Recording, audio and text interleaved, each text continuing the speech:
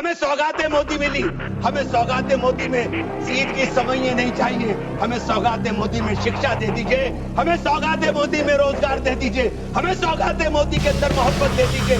ये जो गोल के छातियों पर रखी है, ये मारना बंद करा दीजिए।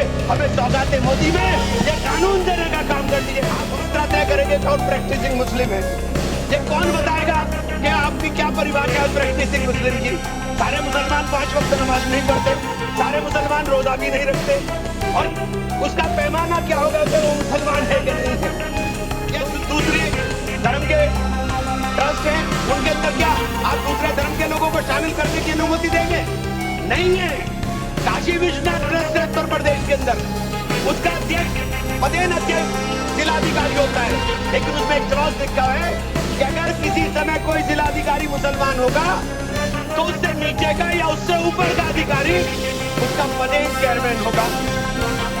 प्रदेश में 11,400 हेक्टेयर लैंड वक्फ की, 14,000 हेक्टेयर में से 14,500 में से 11,500 हेक्टेयर लैंड को सरकारी घोषित कर दिया गया। इमरान मसूद जी। धन्यवाद अध्यक्ष जी। माननीय सभापति महोदय, बाबा साहेब भीमराव अंबेडकर से लिखे हुए इस संविधान में बाबा साहेब भीमराव अंबेडकर ने हमारे संरक्षण का, देश के अंदर रहने वाले प्रत्येक नागरिक के संरक्षण का वादा किया। बाबा साहेब ने कहा राजनीतिक लोकतंत्र तब तक नहीं टिक सकता जब तक उसके आधार में सामाजिक लोकतंत्र न हो, और सामाजिक लोकतंत्र का अर्थ है एक ऐसी जीवन शैली जो स्वतंत्रता, समानता और बंधुत्व के जीवन के सिद्धांतों के रूप में मान्यता देती है। मान्यवर, वक्फ बिल ला करके जिन्होंने इस वक्फ बिल को ड्राफ्ट किया, मुझे बड़ा ताज्जुब होता है बार बार वक्फ के बारे में आपको जानकारी। वक्फ है क्या? वक्फ एक फरीजा है हर मुसलमान के लिए, जो जिसकी जो हैसियत है वो अपनी हैसियत के हिसाब से अपनी प्रॉपर्टी को या किसी भी चीज को अल्लाह की राह में वक्फ करता है।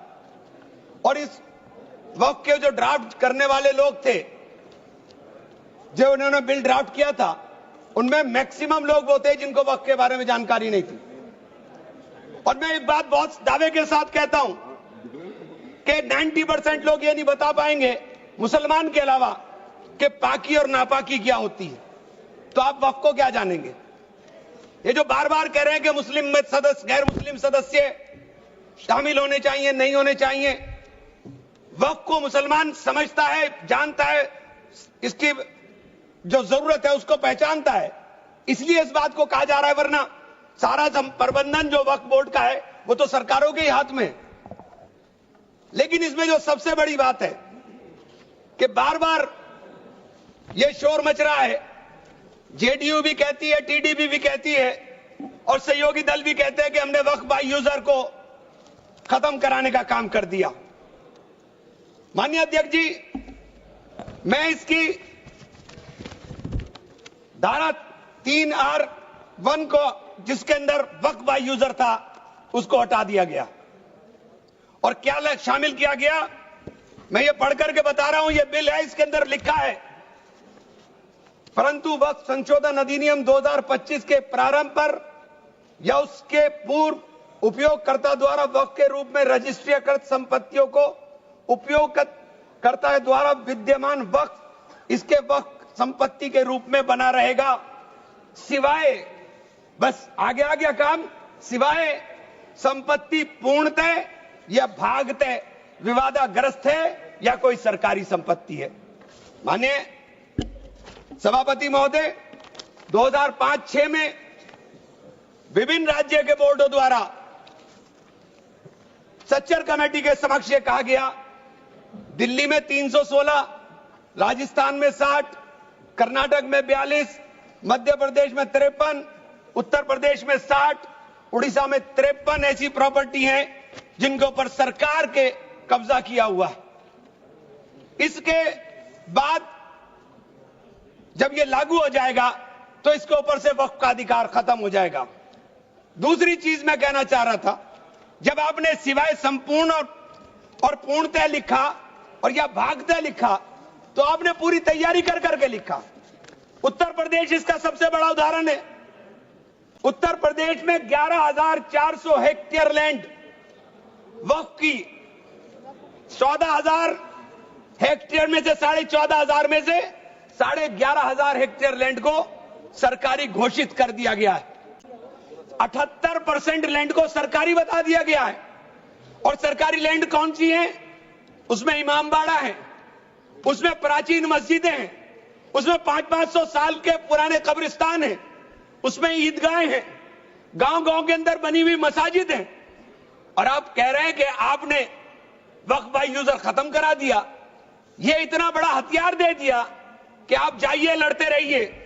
इसके साथ ही इन्होंने कहा कि साहब अब जब कोई विवाद पैदा होगा तो उस विवाद की स्थिति में डेजिग्नेटेड ऑफिसर उसको सुनने का काम करेगा और वो तय करने का काम करेगा कि ये प्रॉपर्टी किसकी है। लेकिन वो तय कब करेगा इसकी कोई समय सीमा नहीं, और जब तक वो तय नहीं करेगा वो प्रॉपर्टी का मालिक सरकार रहने का काम करेगी। तो 11,500 हेक्टेयर लैंड तो उत्तर प्रदेश के अंदर, और कर्नाटक का विवाद सबके सामने है।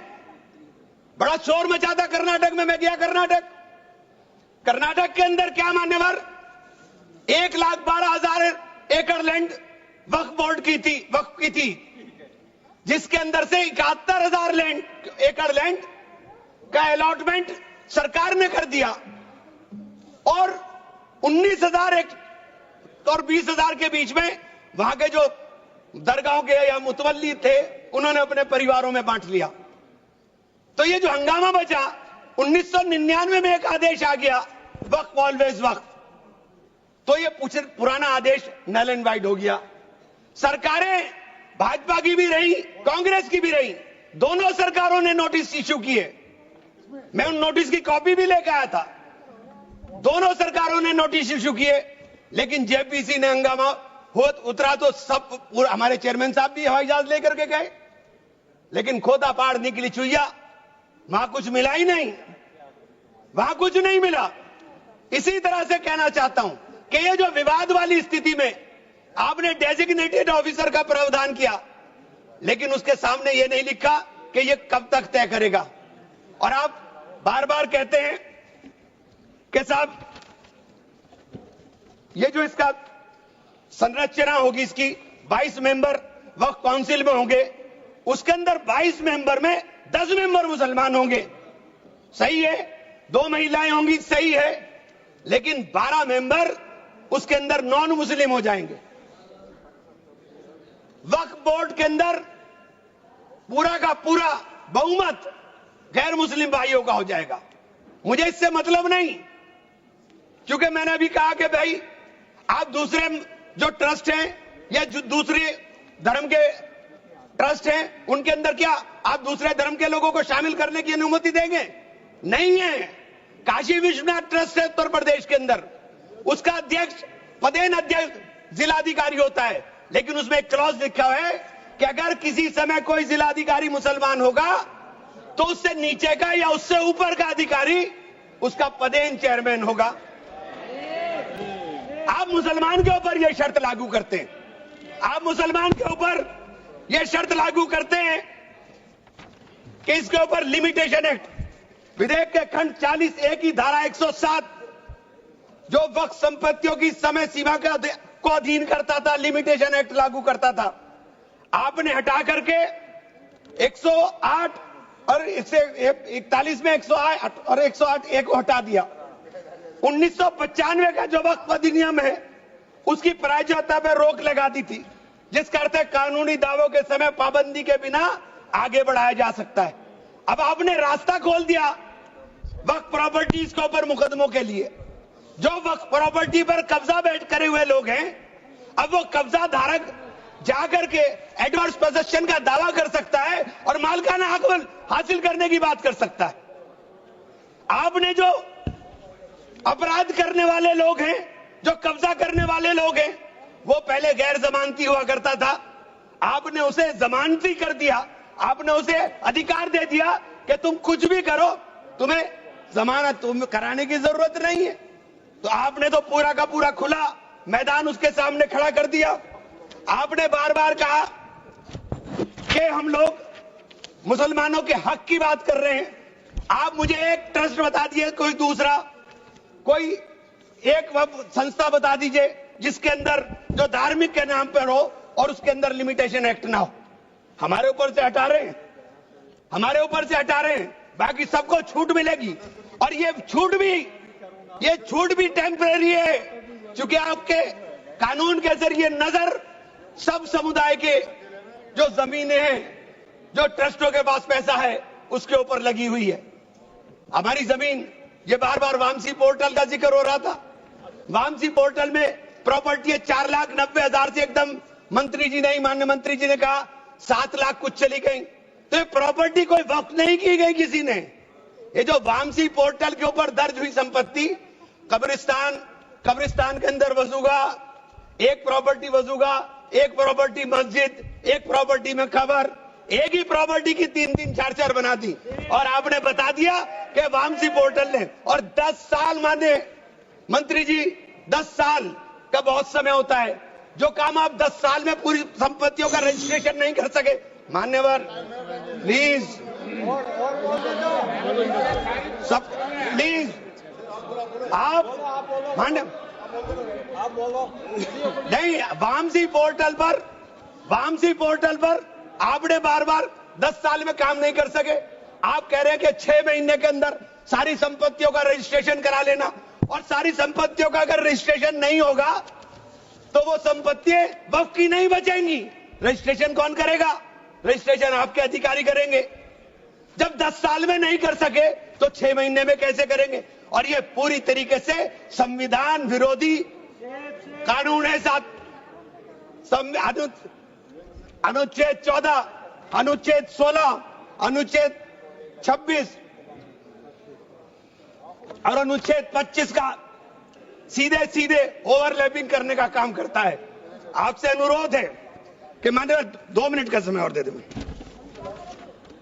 ये बार बार कहते हैं कि प्रैक्टिसिंग मुस्लिम। आप एक बात बता दीजिए, आप प्रैक्टिसिंग मुस्लिम की बात कर रहे हैं, आप किस तरह तय करेंगे कौन प्रैक्टिसिंग मुस्लिम है? ये कौन बताएगा कि आपकी क्या परिभाषा है प्रैक्टिसिंग मुस्लिम की? सारे मुसलमान 5 वक्त नमाज नहीं पढ़ते, सारे मुसलमान रोजा भी नहीं रखते, और उसका पैमाना क्या होगा कि वो मुसलमान है कि नहीं है? तो ये आपने रास्ते इस तरह खोल करके ये सीधे जो संविधान के अंदर हमारी धारा 14 में अधिकार है, उसके ऊपर आपने अतिक्रमण करने का काम कर दिया। मैं आप लोग एक माननीय चेन्नप्पा रेड्डी के एक कथन को जरूर कहना चाहूंगा। हमारी परंपरा में सहिष्णुता सिखाती है, हमारा संविधान, ये संविधान हमें सहिष्णुता का अभ्यास कराता है। हमें इसे कमजोर नहीं करना चाहिए, यही संरक्षण दे रहा है हमें। ये बाबा साहब के सपनों का संविधान है कि उन्होंने देश के अंदर रहने वाले प्रत्येक नागरिक को, जो गरीब से गरीब नागरिक है, उसको वो अधिकार दिया जो सामने बैठे हुए हमारे प्रधानमंत्री को होगा। वो ये अधिकार बाहर सड़क पर बैठे हुए एक मजदूर को होने का काम होगा। ये बाबा साहब का संविधान है। मान्यवर, इसे कमजोर करने का काम मैं आप हाथ जोड़कर विनती करता हूं। अभी हमें सौगाते मोदी मिली, 1 सेकंड, हमें सौगाते मोदी मिली। हमें सौगाते मोदी में ईद की सवैयें नहीं चाहिए, हमें सौगाते मोदी में शिक्षा दे दीजिए, हमें सौगाते मोदी में रोजगार दे दीजिए, हमें सौगाते मोदी के अंदर मोहब्बत दे दीजिए। ये जो गोलियां छातियों पर लगती है, ये मारना बंद करा दीजिए। हमें सौगाते मोदी में ये कानून देने का काम कर दीजिए। बहुत बहुत धन्यवाद मान्यवर। धन्यवाद।